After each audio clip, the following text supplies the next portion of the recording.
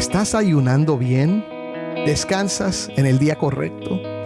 Si faltas de asistir al culto dominical o dejas de leer tu Biblia, ¿estás realmente salvo? Hoy veamos cómo acercarnos a Dios no es una fórmula, sino una relación por medio de Cristo.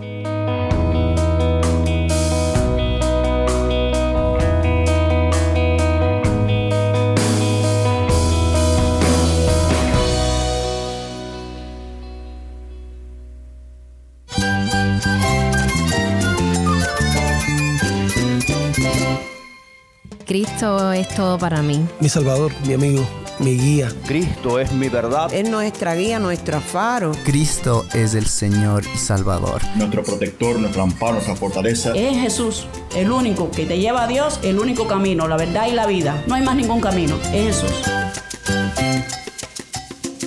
Estás escuchando El Faro de Redención. Cristo desde toda la Biblia, para toda Cuba y para todo el mundo.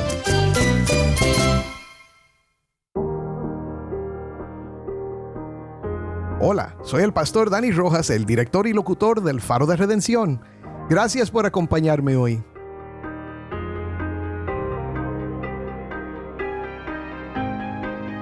Estamos en el segundo día de una serie especial que hemos titulado La Biblia tiene respuestas. Muchos creyentes se acercan a la Biblia con preguntas sinceras. ¿Cómo interpreto este pasaje? ¿Qué tiene que ver esto conmigo? Pues en esta serie vamos a escuchar preguntas reales de nuestra audiencia y a pastores cubanos que responden a las preguntas como estas desde la palabra de Dios, con claridad, compasión y convicción.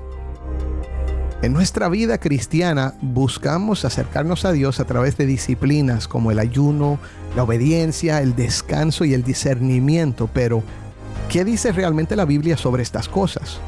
¿Ora uno para manipular a Dios? ¿Debemos guardar el sábado como los israelitas? En este episodio veremos cómo Cristo es la clave para entender cada una de estas prácticas y cómo su obra perfecta nos libera de la confusión y nos conduce a una relación verdadera con Dios. Quédate con nosotros. Te prometo que no solo tendrás respuestas, sino que serás llevado una vez más al centro de nuestra fe, Cristo Jesús. Si tienes una Biblia, busca primero Mateo 6 y quédate conmigo para ver a Cristo en su palabra.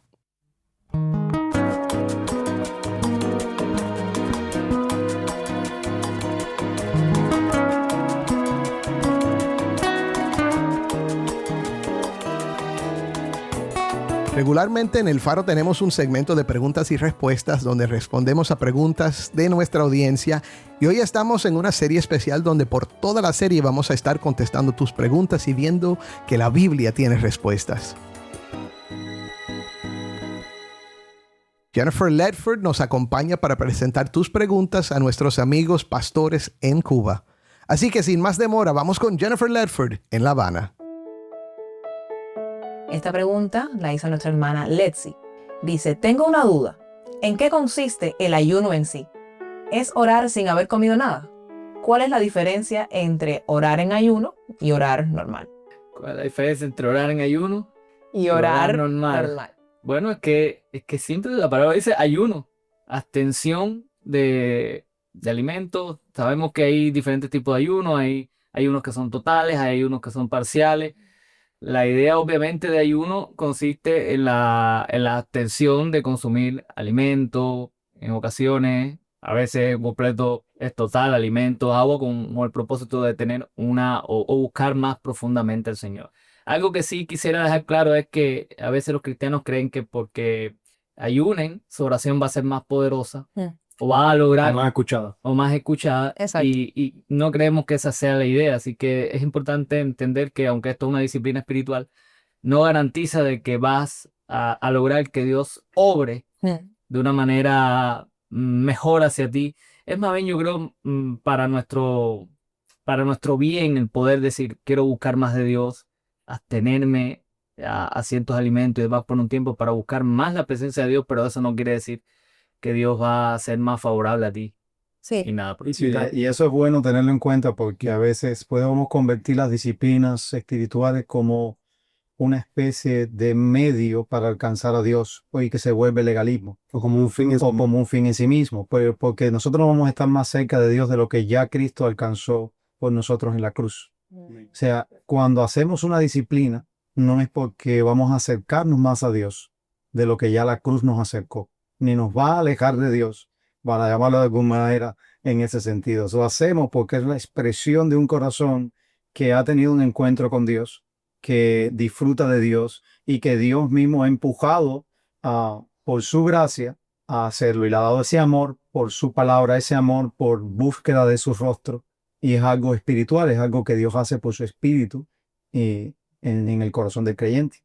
O sea, pero no debemos tener mucho cuidado en convertirlo en los medios para acercarnos más a Dios, en ese sentido. Y no me lo entienda, porque no estoy diciendo con esto que sea malo hacerlo. Yo creo que es responsabilidad del creyente y está enseñado en la palabra. Dios no nos ha mandado, pero debemos entender que es hecho por aquellos que verdaderamente han sido salvos y se desprende de aquellos que verdaderamente han experimentado a Dios en esa búsqueda. Y recordar que detrás del ayuno está la idea de que estás teniendo de los alimentos que representan tu fuente de nutrición, o sea, el sustento de tu vida, para de alguna manera expresar que el sustento o tu alimento, ¿no?, está en Dios, primariamente. Entonces, recordar siempre eso, por eso ayunamos. Sí. Y con respecto de que si tengo más poder o no, como decía el pastor Rubén, o sea, tenemos que tener mucho cuidado porque en el Antiguo Testamento Dios despreció muchos ayunos del pueblo porque sus corazones estaban lejos. Sencillamente veían ese peligro, habían caído en el peligro de creer que ayunar por ayunar era mejor que no hacerlo, y por eso eran mejores que los demás. Y Dios tiene que condenar el ayuno que hacían porque era un ayuno que no tenía nada que ver con Dios. O sea, sus corazones estaban lejos de Dios, sus actitudes eran completamente alejadas de la santidad o de vivir una pureza para Dios. Y que el ayuno es para tu bien. Yo recuerdo una vez que alguien decía, no, yo ayuno, entonces me voy a trabajar. Y entonces estaba por la calle y le decía a la gente, no, estoy en ayuno. Y estaba haciendo sus actividades. No, y mudaba el rostro y todo. Sí. Entonces, realmente eso no es el propósito, ¿no? Se ponía así como la cara larga para que vieran que estaba ayunando. Sí, sin irnos más de eso. Sí.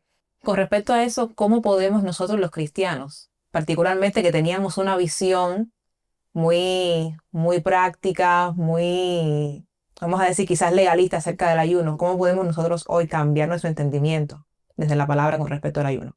Bueno, yo creo que sin quizás decir a la persona que no, que siga viviendo con esa actitud, yo creo que debe revisar su corazón y empezar a pensar, a preguntarse por qué ayuna.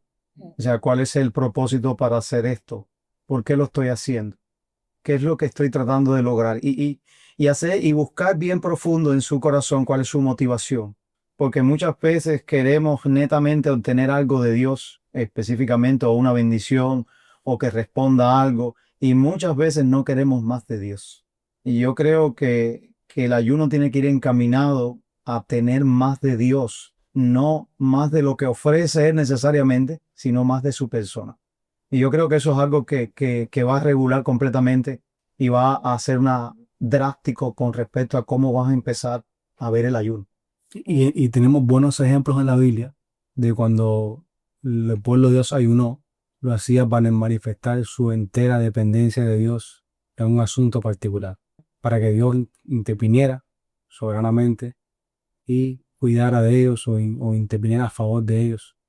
Eso es lo que tenemos en la Escritura, ¿no? No es para negociar con Dios, Exacto. sino para decir, Señor, dependemos de ti, necesitamos que nos ayude en estas circunstancias específicas. Es los buenos ejemplos que tenemos en la Biblia de lo que es un ayuno de creyente. Entonces, de manera resumida, podemos decir que el ayuno no es para negociar con Dios. Eso sí se me queda claro.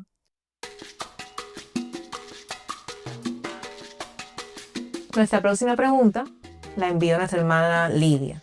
Dice, pastores, buenos días. Dios los bendiga a todos. Quiero hacer una pregunta. ¿Es bíblico que los cristianos guardemos el sábado o el domingo? Buena preguntita de los enemigos.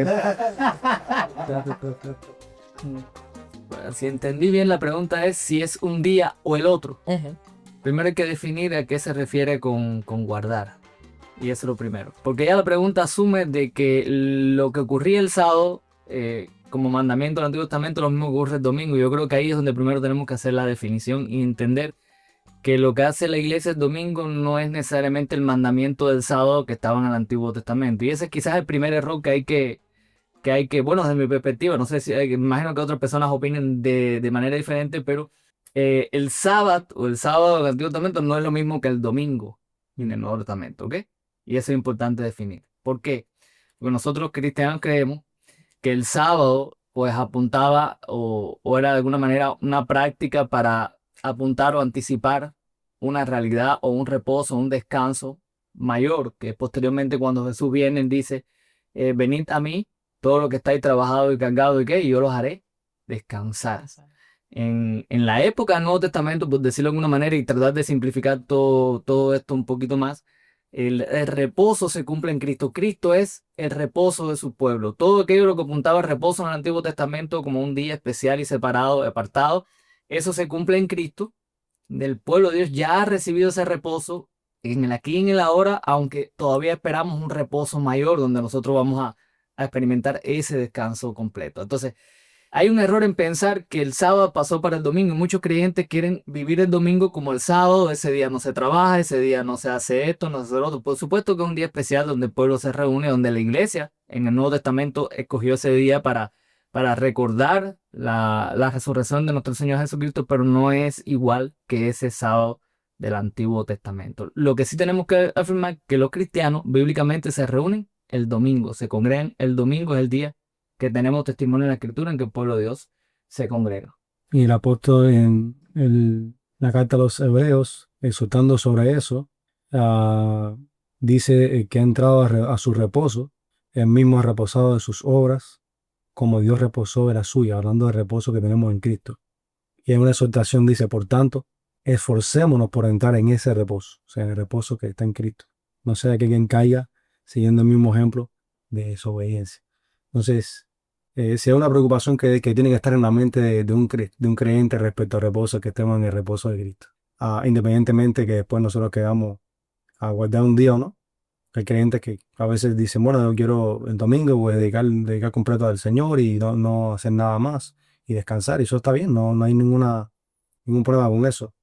Pero que no lo haga tampoco significa que soy condenado. Lo que me condena realmente es que no esté en el reposo que Cristo ya logró para mí en la cruz. Ese es el reposo realmente importante. Sí, y igual tener mucho cuidado con deslizarnos de manera sutil a que por el hecho de guardar un reposo, o ya sea un sábado o un domingo, entonces yo soy más santo, entonces yo tengo más salvación o tengo la salvación.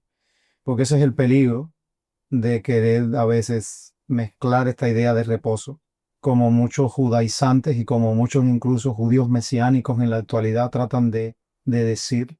Y eso es complicado porque entonces vamos a despreciar la gracia de Dios. Guardar ningún día te hace salvo.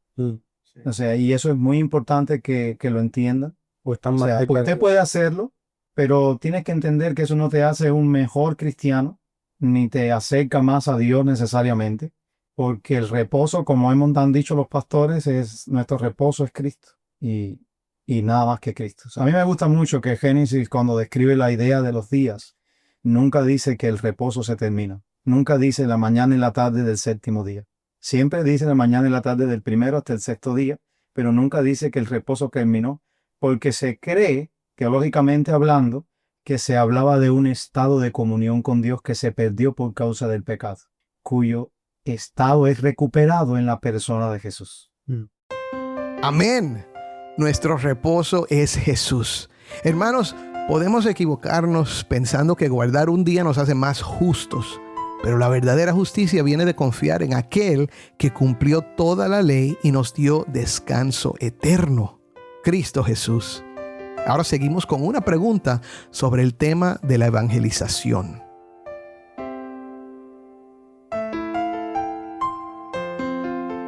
Pasamos a nuestra próxima pregunta y es de nuestro hermano Cesariño.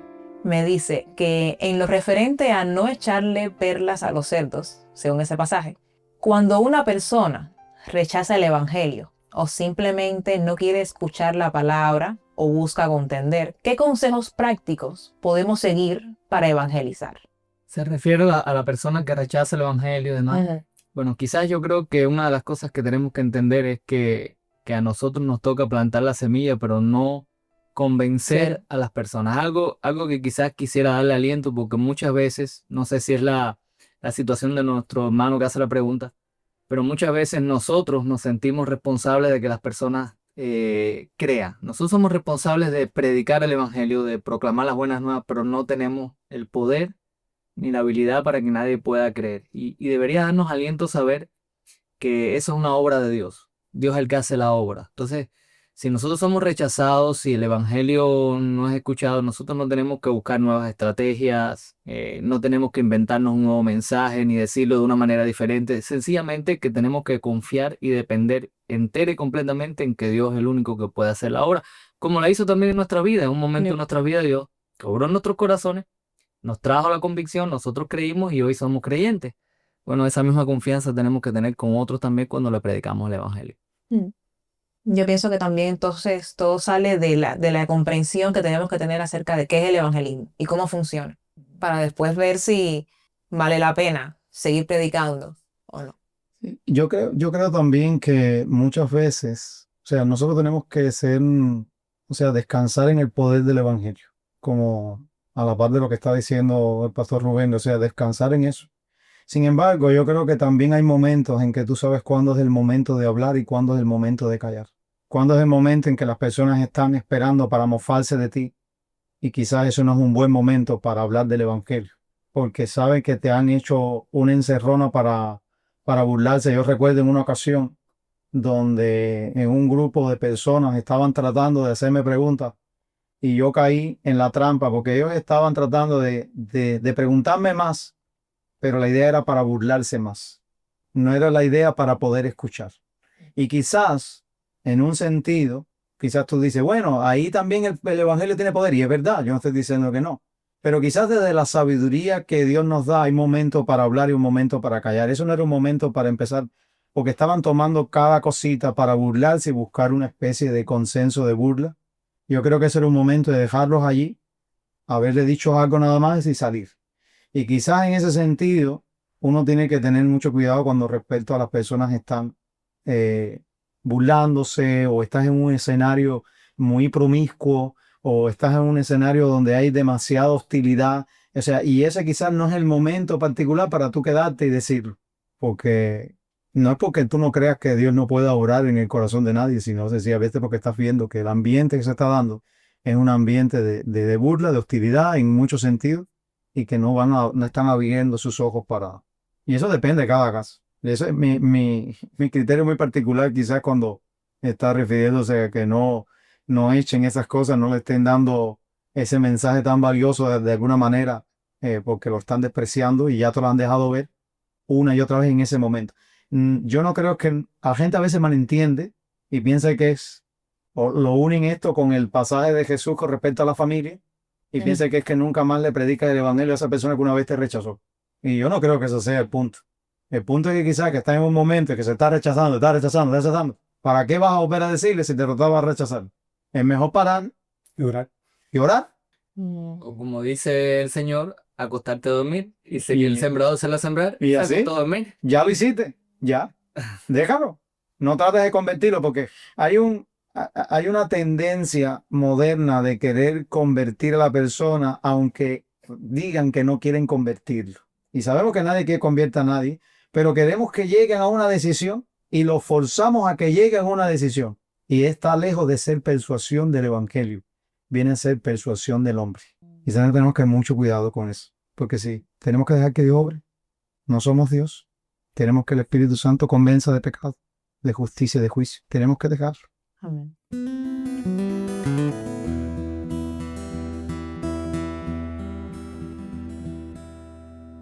Nuestro hermano Arián Macías hace 2 preguntas. La primera es, ¿cómo resolvemos algunos versículos que dicen que Dios se arrepintió? Por ejemplo, en Génesis 6:6, en Éxodos 32:14 y Jonás 3:4. Otros dicen que Dios no se arrepiente, como en Números 23:19. ¿Cómo resolvemos esos versículos? Creo que muchas veces tenemos que tener a veces la precaución de no ir a un texto con un marco de referencia, diríamos, que no sé, primero no se han puesto a prueba a la luz de la palabra. O sea, no es que los marcos de referencia sean malos, o sea, me refiero con esto a veces que ir con un trasfondo, a ir al pasaje y ya empezar a valorar un criterio teológico sin primero ver qué significa el texto, qué es lo que está tratando de mostrar el texto. Y yo creo que en estos pasajes lo que se muestra es una forma humana de un autor bíblico de expresar el corazón de Dios, de ver cómo Dios se siente respecto a determinadas cosas que están aconteciendo. Muchas veces, y algunos creen que las mejores traducciones de esos textos, específicamente esas palabras, es se dolió Dios o le dolió a Dios.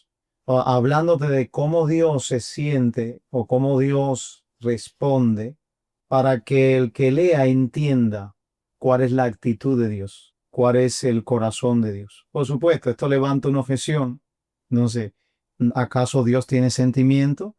¿Acaso Dios tiene emociones? Pero no nos vamos a ir a ir por ese camino, sino tratar de enfocarnos en la pregunta. Yo creo que estas expresiones lo que muestran es a un Dios que no tolera el pecado en el caso del Génesis. O sea, que está en contra completamente en contra del pecado, y por eso habla cuando dice la expresión en estas traducciones, se arrepintió Dios, es sencillamente le dolió a Dios. O sea, se sintió completamente dolido en esa situación, en ese punto. Es más bien traer cuestiones humanas, o sea, lenguaje humano, para que nosotros podamos percibir algo de la situación o de la actitud de Dios en determinados momentos. Y es importante resaltar que creemos, porque la Biblia sí lo enseña, que Dios no cambia. O sea, no hay sombra de variación en Dios. O sea, es imposible que Dios diga que va a hacer algo y después se arrepienta de alguna manera de no hacerlo, ¿no? En el caso, por ejemplo, de Jonás, estaba en el plan, en el soberano de Dios, extender su misericordia a la región de Nínive. No es que simplemente Dios se arrepintió, no, Dios tenía un plan específico y quería extender su misericordia a la región de Nínive, y hizo todo a su alcance para que Jonás fuera y predicara el evangelio, predicara a Dios en aquella ciudad. Sí. Entonces creo que lo que dice Iván es muy, muy útil en el sentido de entender que muchas veces el lenguaje bíblico usa el lenguaje que nosotros como seres humanos podamos entender lo que está pasando en la historia, pero no necesariamente que signifique que el carácter de Dios mudó o cambió como cambiamos nosotros los seres humanos, que hoy decimos una cosa y mañana hacemos otra. O una manera también que a mí me ayudó a entenderla es, Dios no ha manifestado toda su voluntad soberana al hombre, y dentro de su soberanía ha mostrado estos elementos que parecen que ha cambiado, pero nunca ha cambiado su plan completo para con Nínive. Pero él nunca le reveló eso en un momento, vamos a decirle, completo al autor bíblico. Pero en este punto de la historia, en ese preciso momento, él le dice, yo lo voy a destruir, pero su plan no era destruirlo.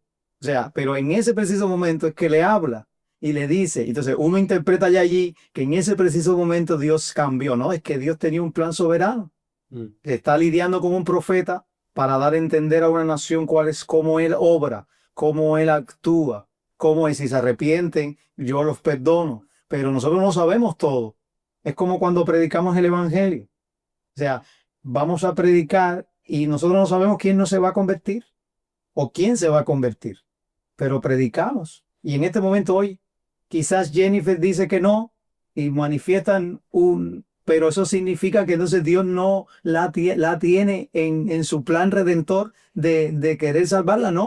O sea, quizás, entonces cuando se convirtió, ¿es que ese Dios cambió? No, es que nosotros no sabemos todo el plan de Dios en ese sentido.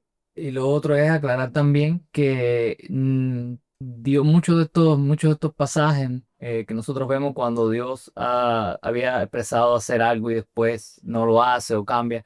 Hay que recordar, por ejemplo, también que Dios le dio, cuando estableció la ley para el pueblo de Israel, habían bendiciones para la obediencia, habían maldiciones para la desobediencia. O sea, es parte del carácter de Dios que en su justicia juzga el pecado y Él también bendice. Entonces, no hay ningún tipo de cambio. Es como si yo le dijera a mi hijo, mira, si tú te portas bien, yo te voy a comprar un helado. Si te portas mal, ya no te voy a comprar el helado. Independientemente de la actitud que él tome, yo voy a responder, pero mi respuesta al inicio, mi promesa fue, si esta es la condición, voy a darte el helado, si esta es la condición, no te lo voy a dar. O sea, yo no he cambiado en la manera en que estoy tratando contigo, sencillamente que dentro de esa manera que he determinado tratar contigo, pueden haber cambios, pero mi actitud sigue siendo la misma. Eso es muy diferente a decir de que Dios dijo una sola cosa y después cambió. Entonces, Dios no cambia en ese sentido. Dios tiene su trato con el hombre y hay diferentes momentos y diferentes maneras en que trata en dependencia de las circunstancias, pero que ya ha sido contemplado por Dios realmente. Entonces, no es ese arrepentimiento. Como dice Iván, y Iván sabe más de esto porque él estudia los idiomas. También tenemos la dificultad de que los traductores han tratado de expresarnos, traer quizás ideas de la palabra y tratarlo de ponerlo, aterrizarlo de una manera que podamos entenderlo, pero que a veces pierde, y nosotros podemos ver palabras como se arrepintió y captarlo como lo entendemos nosotros en el arrepentimiento nuestro cuando cambiamos completamente de idea, pero no es lo que está pasando con Dios. Cuando la Biblia dice que Dios se arrepintió o cambió de parecer, no es porque Él sea como nosotros, inestables o sorprendidos por lo que pasa. Es porque Él en su gracia se ha dignado a hablarnos en un lenguaje que toca nuestro corazón. El Dios que parece cambiar en realidad es el mismo que planeó salvarte desde antes de la fundación del mundo. Cristo no fue un plan B, fue el Cordero preparado desde la eternidad. ¿Y sabes qué significa eso para ti? Que no hay sombra de duda sobre su amor, ni sobre su propósito para tu vida. Él no se retracta. Si te ha llamado, no cambiará de opinión. Si te ha prometido vida eterna, esa promesa es segura. Y si aún no has respondido a su llamado, hoy es el día, mi hermano. No endurezcas tu corazón. Entrégate a Cristo, el Hijo eterno que vino por ti, que murió por ti y que vive para siempre para interceder por ti. Créelo. Amén.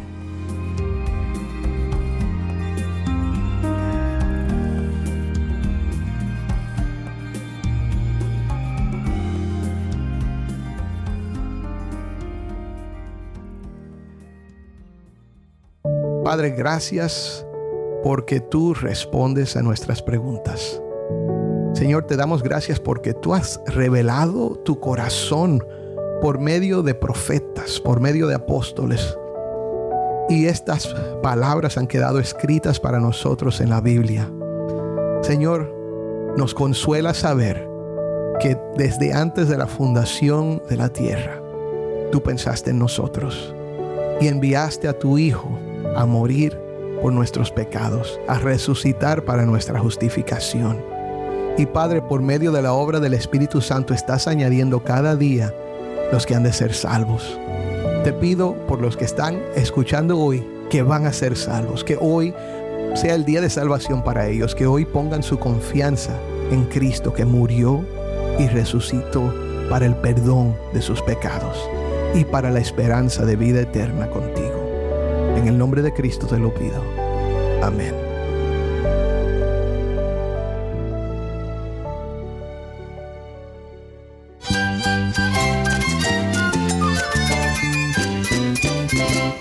Soy el pastor Dani Rojas. Te invito a que me acompañes mañana en esta serie La Biblia tiene respuestas. El faro de redención. Cristo desde toda la Biblia para toda Cuba y para todo el mundo.